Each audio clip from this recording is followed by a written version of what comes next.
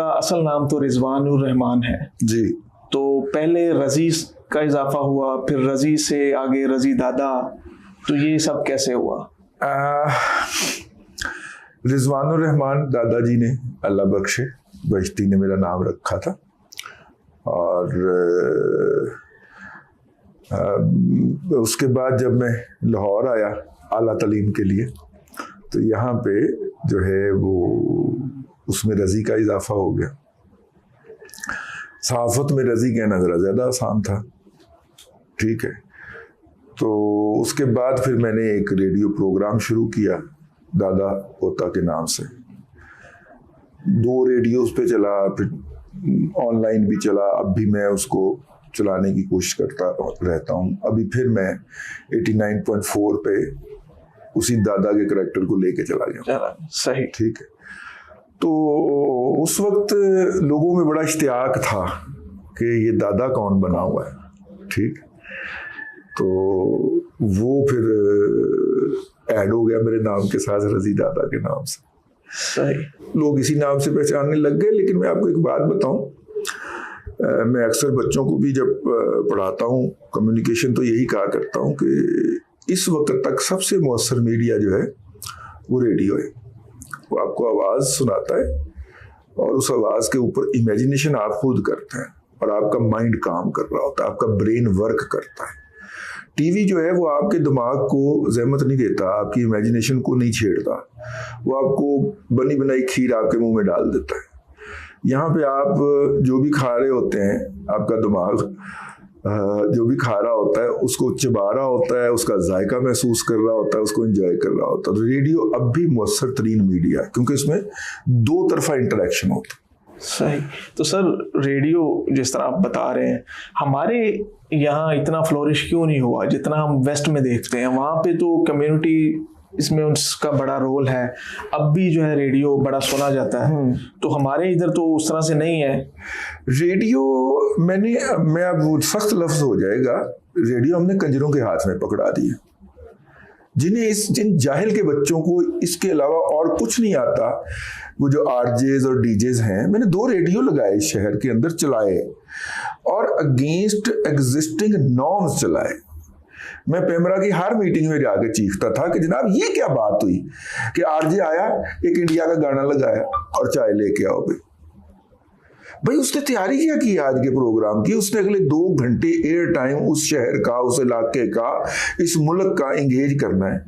वो क्या एजुकेट क्या कर रहा है? फिर जनाब उसने अपनी गर्लफ्रेंड को फोन मिलाया और उसके बाद गाना खत्म हुआ, उसने कहा ये कॉल आई है, उसके साथ उसने ऑनलाइन जुबानी गुफ्तगू की है, एक और गाना चला के फिर बह गया। यानी क्या वाहियाती है यार।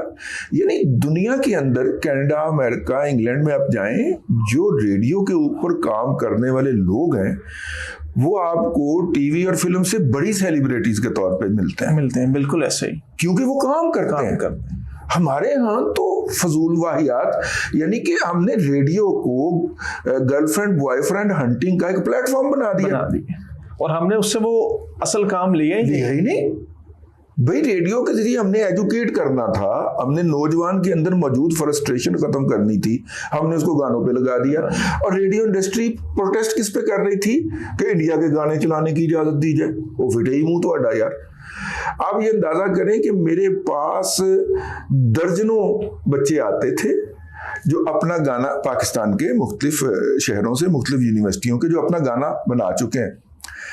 और कहते जब इंडियन गानों पे पाबंदी नहीं लगी थी, वो कहते सर हमारा गाना कोई नशर करने को तैयार नहीं है।